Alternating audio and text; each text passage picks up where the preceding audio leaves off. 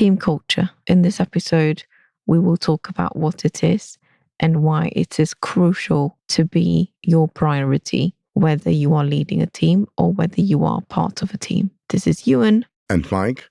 Welcome to the Imperfect Clinician.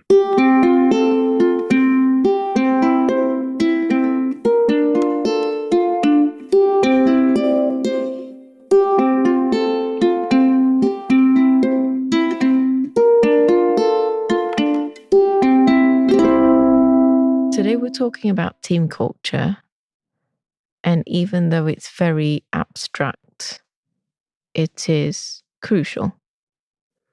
Yeah, you're right. You can't touch it really. It's hard to measure, but there are some studies that have shown how important it is for a team or organization to be successful. Can you define team culture? Yes, there are lots of different ways to define it, but the one that I found, which I agree with, is the Merriam-Webster dictionary. It defines culture as the set of shared attitudes, values, goals, and practices that characterizes an institution or an organization. Because you've mentioned how important it is for success, and I think it's really important to set culture right because it makes a huge difference in retention, employees' development, and engagement and inclusion. So how do you set the culture? Or if you are arriving in a team that's already established, how do you change? Does it drift? Do you make a revolution? How do you go about it? So I think when you step into a culture, the first thing that we all would automatically do is to understand it first because we want to see whether it is safe place. So when I say safe place, I mean psychologically safe.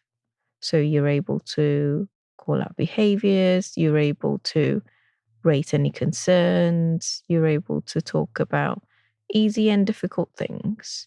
And I think this is what we would do when we step into a place with culture. Very rarely you have the opportunity to build it from scratch. And so in doing that, you create a culture. I think before doing any changes, recommendation, transformation, we need to start with understanding and then go from there. Okay, so are there any set of values that you think are most important in setting those common attributes of a team, of a culture in a team for you? What are the most important? What do you focus on building first, maybe? I think culture covers a lot of things. It encompasses social behaviors, norms alongside habits, behaviors and beliefs of individuals in the group. And you will see languages, you will see what is it like when you step into it. So when you're asking me what I think would be the first thing that I look out for was psychological safety that I said, because when that happens, a few things come into play. So you are encouraging vulnerability. So you're encouraging people to open up, to talk about difficult things, to talk about emotions, to talk about breaking through barriers. So it's a bit like unblocking people, Yes. allowing them to reach their potential through self-development, the personal development, rather than development of, knowledge of what they're doing at work. Yeah. And I think also it's really important to have a culture of inclusion. So when we talk about equality, diversity, inclusion, and then I'll come to belonging in a second, I think when you create a culture of inclusion and tolerance, because we're in the healthcare sector, or I should say, regardless of whether you're in the healthcare sector or not, with empathy, it will help team building. It will help with interaction with the patient, and you are tolerant of failures.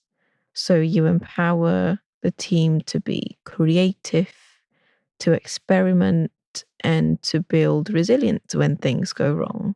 And I notice it also inspires team to share ideas, respect each other's input, and most importantly, I guess, removing blame and judgment. So because we always learn throughout that journey, it's when you make it safe for people to make mistakes, learn, and then move forward, it's resulted in collective growth, and it's extremely empowering.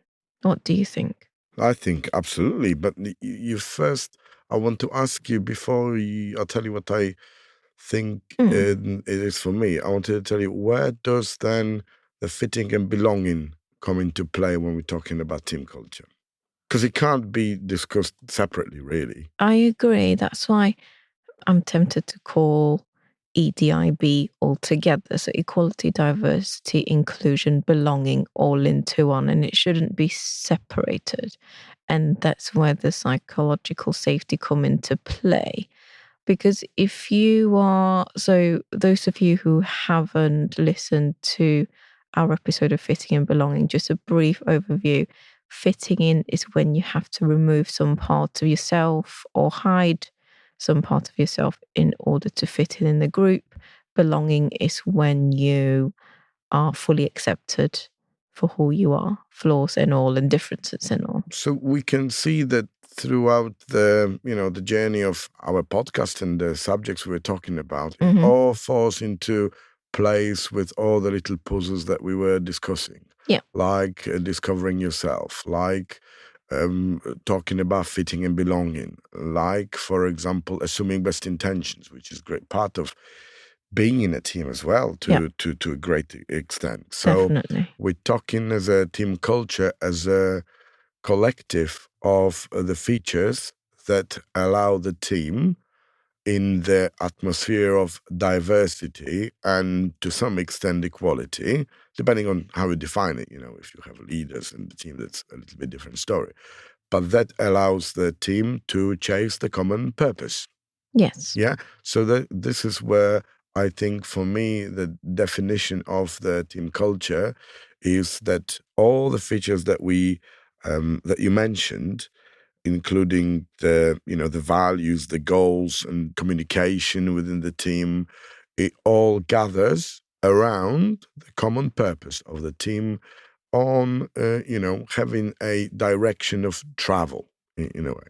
And I guess that's where sharing a common purpose and making it explicitly clear to the team with clear values of the team members, it wouldn't feel for the team members that you're just setting it because you want to. They are part of it. They believe in it and they want to work towards it. How then diverse team can contribute to common values and purpose? Because I think this is quite important to understand, that we are great advocates of diversity within a team, and not only because we think that it adds to the value, but then if you have got common values, beliefs, communication, language, and everything else, that may stand in opposition with the common diversity understanding. I'll share a quote and I'll explain a little bit more. So the Harvard Business Review quote, the data shows that when you have diversity of thought on the board, you're more efficient, more productive, and more profitable. So when you have people of different culture, different background, that gives them difference in perspective. And we need to ensure that we're covering as much ground as possible when we are planning anything, whether it's a project, whether it's going forward. We can have a common purpose in terms of, right, this is our infinite goal. This is what we want to do. to, let's say, for our patients or to address population health. But our ways of doing it can be vastly different. And I think the different ways need to be explored, need to be understood, because the patients that we serve and the people that we work with are diverse. And so their experience needs to be taken into account so for team, better support them, understanding where they're coming from, assuming best intention, and so they can be stepped up. So like a version 2.0 almost of themselves, because they want to be better. Everyone wants to be better. And with your support as a leader, you can help them get there. And when you do that, people in the team want to do better for the patients in many different ways. And so how can we cater for a diverse group of patients that we serve? It's not just one group. When we have a diverse group of patients, the challenges that they face would be a multitude of problems, and they will be faced with intersectionality of different things. So, for example, it's not just about gender, it's not just about race. What if you have race, gender, protected characteristics like LGBTQ+?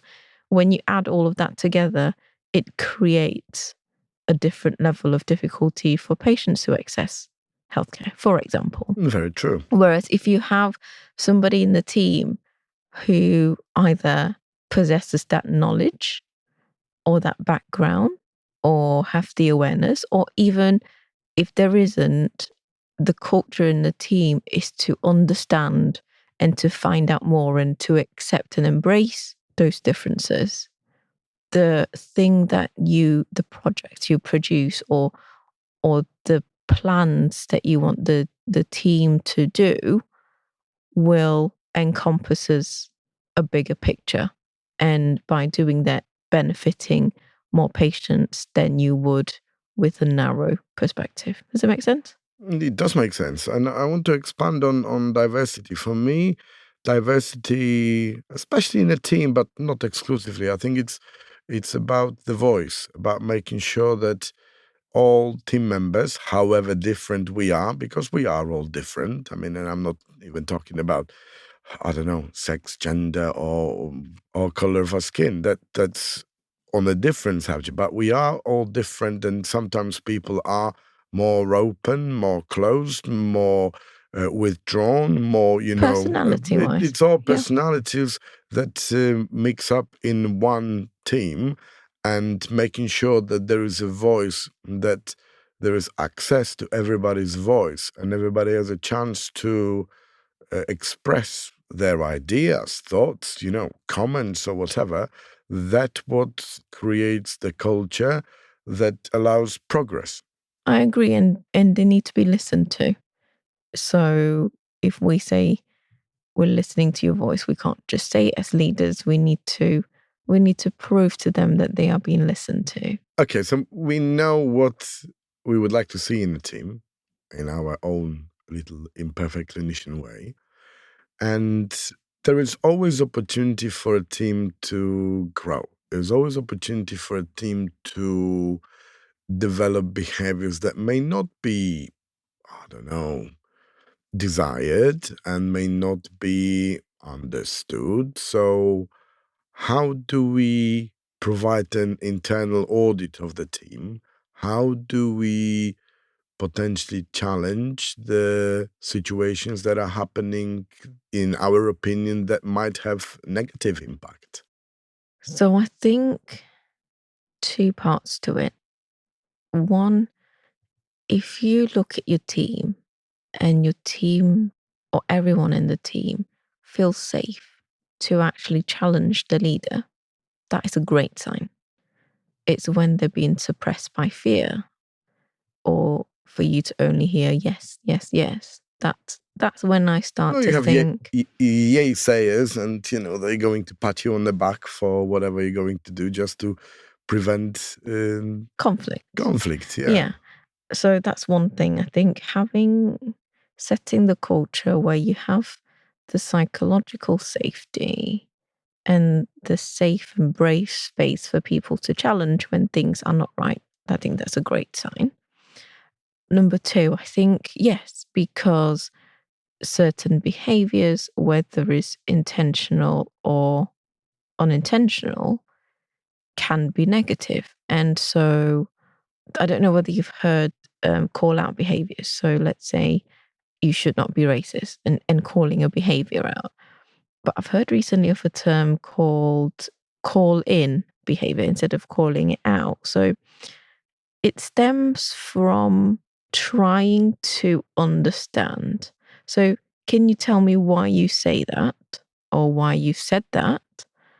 And actually hold people accountable, but start from a place of curiosity. So not doing it in the assumption. Confrontational way, yeah. I guess. Because it is, a bit more direct and, it's just stirring a confrontation, in my opinion. I want to say both are confrontational, but perhaps coming from different source.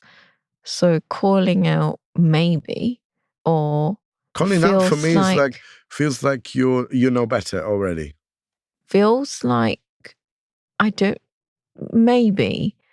And also I am thinking you're doing this out of malicious intent. Whereas for me, I feel call in behaviors, it's coming from, let me understand where you are. And then let me explain to you how did that make me feel. But in doing that, I'm still confronting you. I'm still holding you accountable.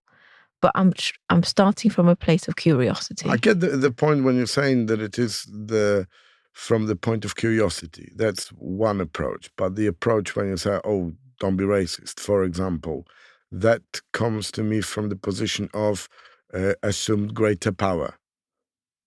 And somebody knowing more or better about what it's just challenging people for because you hold more power against them.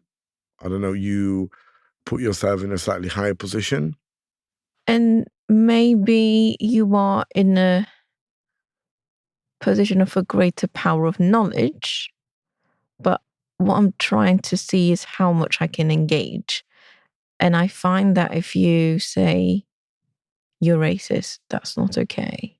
A lot of the time people then get really defensive and try to explain their action. No, this is just people just going to dig into their positions and you're not going to achieve anything.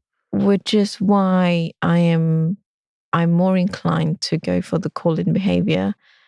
With engagement, I can then set boundaries, accountabilities, and then building trust of people that have been hurt, because knowing that I will stand up for myself, or I will stand up for the group of people, or I will stand up for any attitude, verbal or physical behaviors that is not tolerated as part of the group, but also trying to understand where they're coming from and using it as an educational opportunity. Where would you say your team is in terms of what kind of culture is, or what level, degree, how far you are in organizing that perfect culture in your team?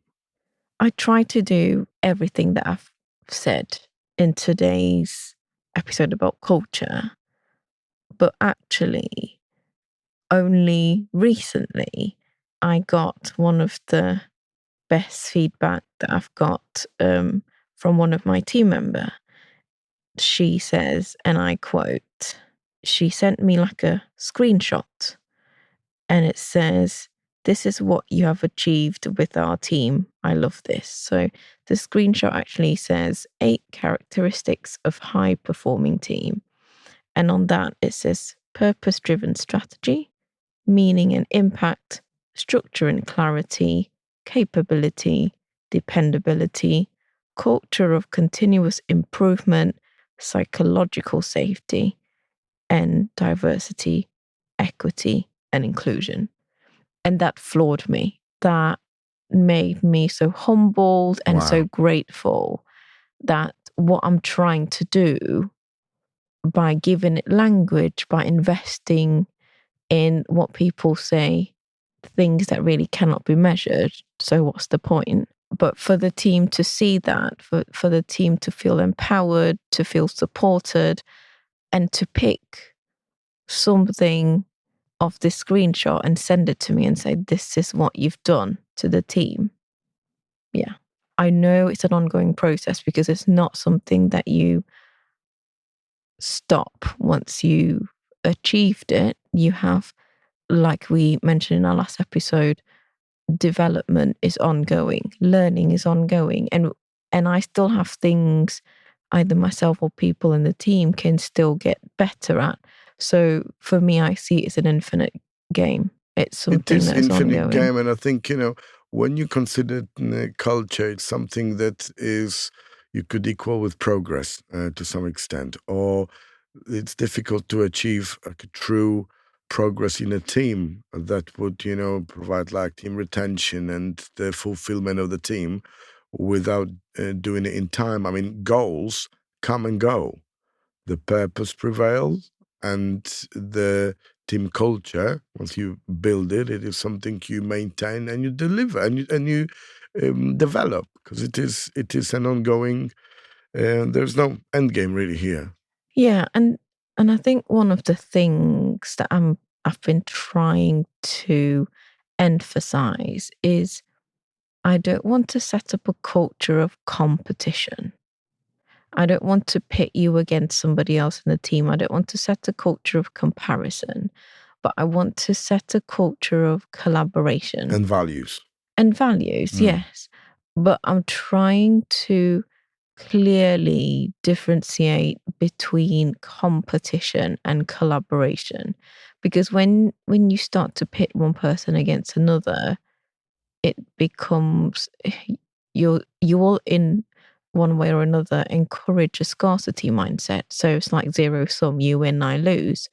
Whereas if you have the culture of collaboration, people always think more outside the box, creative, working with each other. And I'll share a story actually of a by chance, it's not something that was arranged, that I was off from flow for quite a long time. Like it knocked me out for 6 completely. And so when that happened, my team was forced, or my team just stepped up. Everyone played a role. Every single person in my team played a role to step up. And by me being off, actually, it was a good opportunity for everyone in my team to showcase it. Because usually I try to create as much opportunity for each of them to step up in different situations. But in this occasion, because it was a prolonged period of time that I was off from flu, it allowed them to be more cohesive as a team, collaborating with each other, clear communication channel, helping each other out, and everything else, whilst doing it safely, clinically safe. And it's amazing because then you can see that the work that you put in actually results in more peace of mind for you and for the whole team, because it doesn't collapse if the main part of the team, the leader, is missing temporarily, or or is gone, for example, and then this is a big value. But can you tell me, how about being competitive with other teams? So I understand you're talking about being competitive within the team. But what about are you not competitive at all? Yes, we are. But competitive in a way where we try to motivate ourselves to be better and do more, instead of letting it be fear driven. So, somebody's better than us. What if we're not the best? Well, that's fine. If we're not the best now, we're going to get better. But yes, we are competitive as a team, where we go, we want to be better than that team. Well, And that pushes us to do better. And that sounds healthy to me. I mean, if the team works together as a team, but still, emphasizing the role of individuals, I think it's quite important to stress that in complex teams, or in people who are, for example, working in healthcare, you have got a lot of smart people who are very strong individuals. Yeah. And you need to allow that to shine as well, because everybody plays a role, and everybody who works better as an individual can contribute to the team as well. I mean, it's people say there's no I in the team. Yeah, there is no I in the team, but there's I in integrity. There's I in individualism. There is I in creativity, and I think that these are the values as well, which sometimes people, say, oh no, nobody team matters, it's just the team that matters. No, I think those times are hopefully gone, and we want to focus on individuals, and we want to ensure that people are appreciated and can grow. Yeah, and one of the most common, or maybe more common now, the question that I get is, how do you build a culture whilst having somebody in the team being completely remote?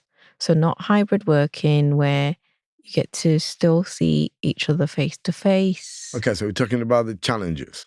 Yeah, how to actually do it. So Mhm. I would say it is challenging. It'll be more difficult, but not impossible.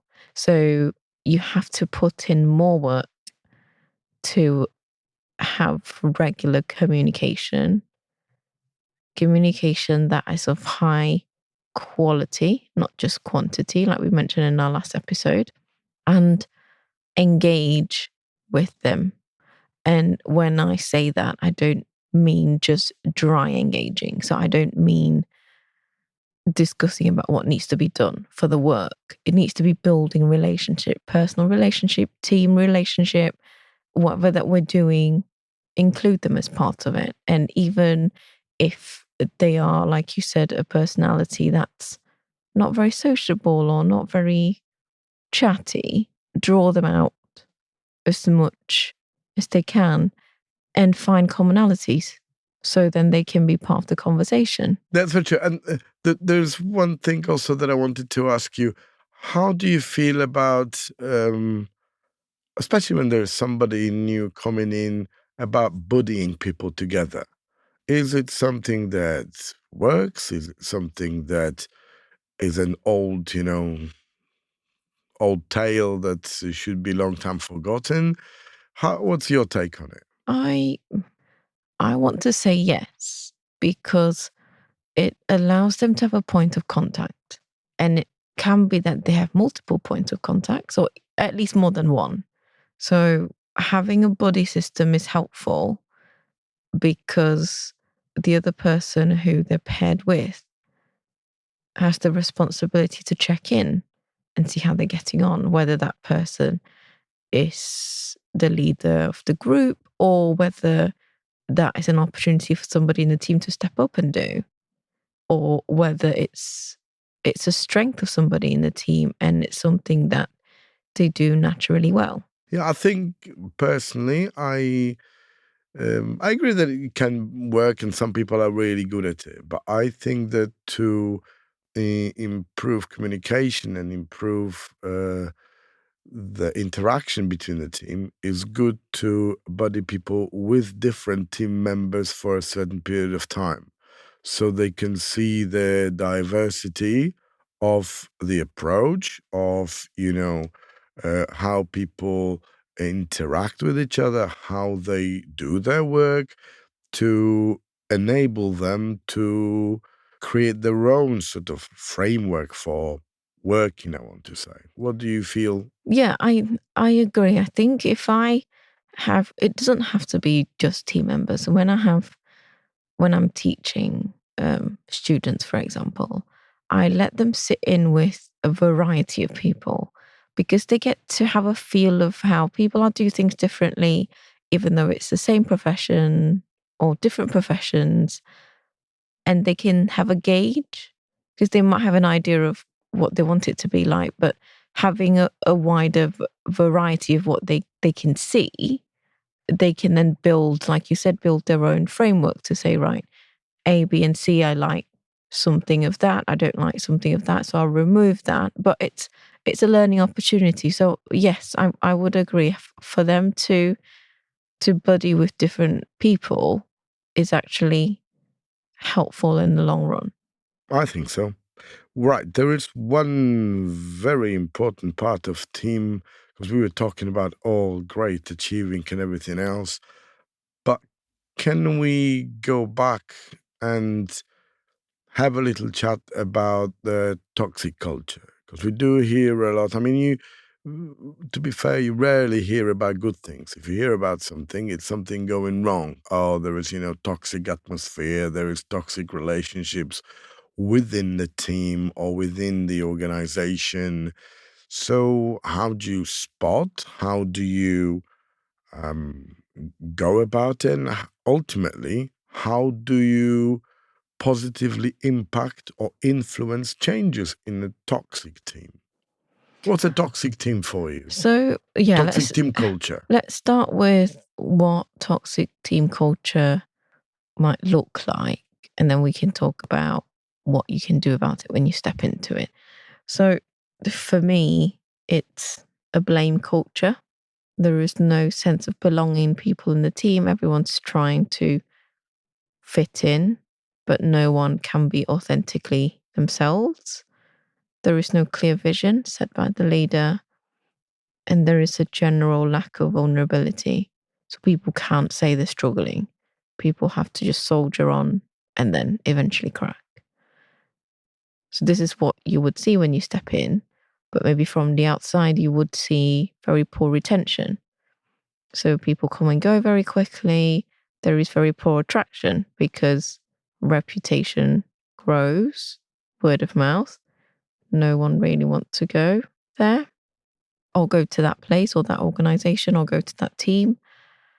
And I guess these are potential signs where you think, should I not? And maybe you didn't have the opportunity to look at all of that. And by chance, you step into a place with a toxic team culture, and it can be draining. Like we talked about toxic relationship in our previous episode, I think it's important then to see what impact you can have and what aspects of it you can have control of.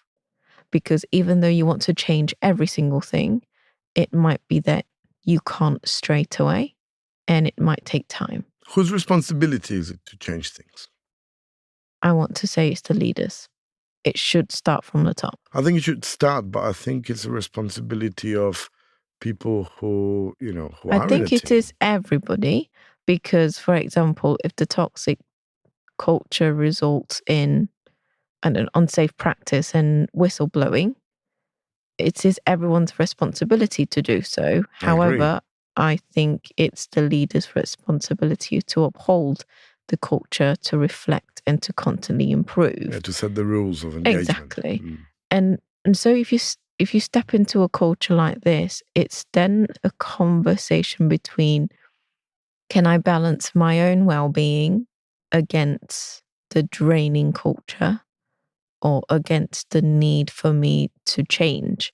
Because with challenging any systemic inequalities or making any changes in the system, it takes time, it takes a lot of effort, and it can take a lot out of you. And so assess where you are, because a lot of the time that's not the only thing that you have on your plate. Okay, so what if the toxic is the leader? If the leader is the toxic part of the team, Is the whistleblowing the only way? I guess whistleblowing comes when it's the worst case scenario because it's clinically unsafe and someone's getting hurt. I would disagree. I think that whistleblowing means, going above, not necessarily when it's a complete disaster. Sometimes, some bad practices could be not related to the work as such. It could be, things like, I don't know, bullying or other things. They may not have direct impact on the outcome of the team, but I think that you could whistleblow a lot of things about the leader without an impact on the outcome of the team. Yeah, I agree. I think when you talk about bullying and harassment, it will have impact, especially when it's done by leaders or managers. It will have an impact on the whole team. And if you are in a place where it's done to you, please raise it. Don't suffer in silence. If you see that happening to others, I know it's easier to say, please stand with them. But I know it might not be possible because there might be fears that if I do that, I might lose my job. And I need it to keep my family afloat. And I understand that. This is the thing when you discuss issues of stepping up against bullying, harassment of any sort, and balancing, your what you need and what you want to do. There's sometimes a big discrepancy because you need the job to pay the bills. You would love the job if the atmosphere was different, if the boss was different, whatever. So does it stand in line with your integrity, what you're going to do about it? Because you've got kids at home, you've got mortgage to pay, and there is somebody else, for example, potentially, that is being in a disadvantaged position, that is being bullied, or that is being, affected in any other way, or who doesn't have enough support that you can't personally provide, but maybe the leaders might. Definitely agree. And that's why we hear people don't leave jobs, they leave managers or they leave the work environment. Because if the environment is taking everything out of them, they would find a different job, secure that, so at least they remove that financial concern and move on. So let's go a little bit further. And would you say that people who are scared of calling out bad behavior, of, turning the blind eye to the situations that they shouldn't, have no integrity? Well, it depends on what the system they're in is saying. So that's why I want to come from an assume best intention place first. I don't want to think that when people step away, they feel comfortable. I know that when we hear shaming language, we at least cringe internally. We might already hear or seen or experience it ourselves where it was raised, whistleblowing, like you said, but not being dealt with or being fobbed off in a way, like brushed under the carpet and not dealt with appropriately. And so when that happens repeatedly, people lose faith in the system. And so it's not that they are stepping away, it's they don't know where else to go. Okay, so if we wanted to go back to our team culture, last few words? I would say make sure you include fun in the team because sometimes things can get quite miserable. Yeah, fun keeps coming back in our previous episodes as well. Yeah, and I think we've mentioned who is responsible, but I want to say everyone is responsible for others' belonging. Leaders, whether you are listening as a leader or whether you're listening as one of the follower, leaders model that behavior, but everyone's responsible for each other. And yeah, make sure it's fun because humor always breaks through any tension, any stress, and people can lighten up and they know there is always light at the end of the tunnel. And people can show you more of themselves when they are being more authentic, because you can't really fake laugh too much without others realizing. That's true. And I hope that gives you all some thoughts on reflecting on your team, your culture, either the team that you're leading or the team that you are in.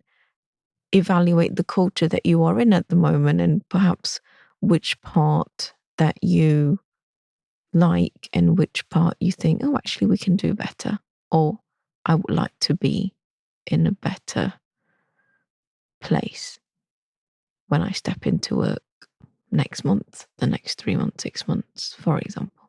Yeah. So to wrap up the discussion about the team, we want to make sure that we at least consider things like, shared purpose in a team, that we embrace drawbacks, that we look ahead to what's happening in the team.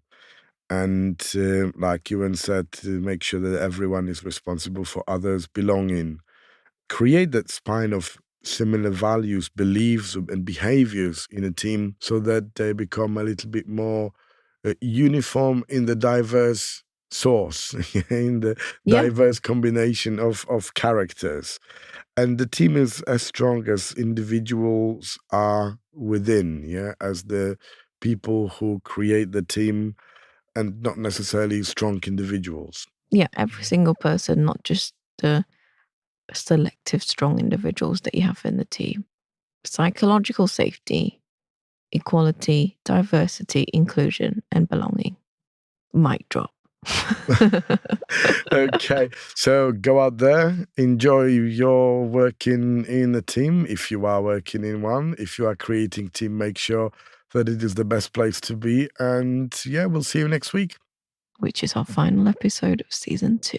Oh, but still remember about Yuen Reads straight after that. Bye-bye. It's about time for Yuen Reads. Welcome to the segment of Yuen Reads. This book is called Maybe You Should Talk to Someone by Lori Gottlieb. Hopefully I pronounced that right. This is a book about a therapist and her therapist. And it was hilarious. I was laughing out loud, but I was also quite challenged by it.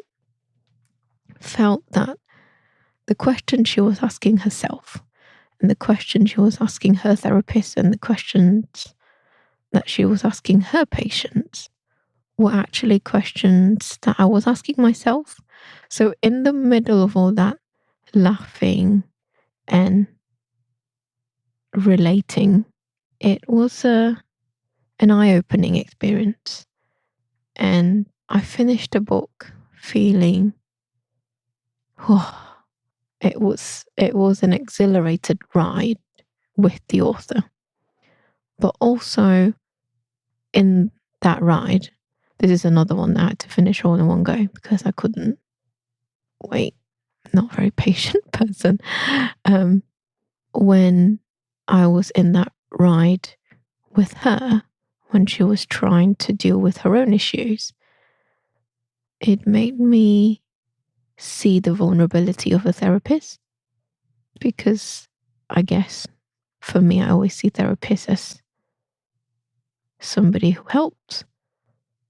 And sometimes I do think, well, what happens when therapists need other therapists for help, but never really had the insight like this book gave me.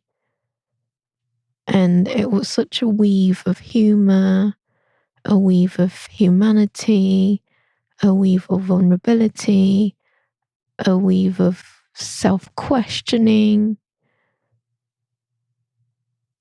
Believe it or not, even though it's meant to be a light read, there were some bits I highlighted as a reminder for myself.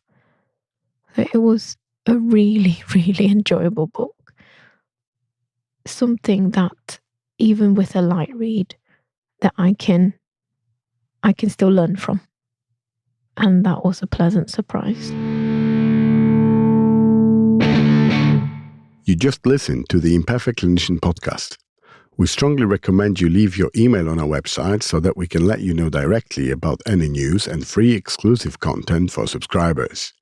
If you review us on Apple Podcast or Podchaser, there is a chance we can reach more people seeking support and encouragement. Reflect on how you are now and let us know about one thing you would do differently after listening to us. We love to hear from you, so please keep the questions coming via direct message, email, comment, or record a voicemail on our website. We will do our best to answer you either directly or via the podcast. Bye for now, and until next time.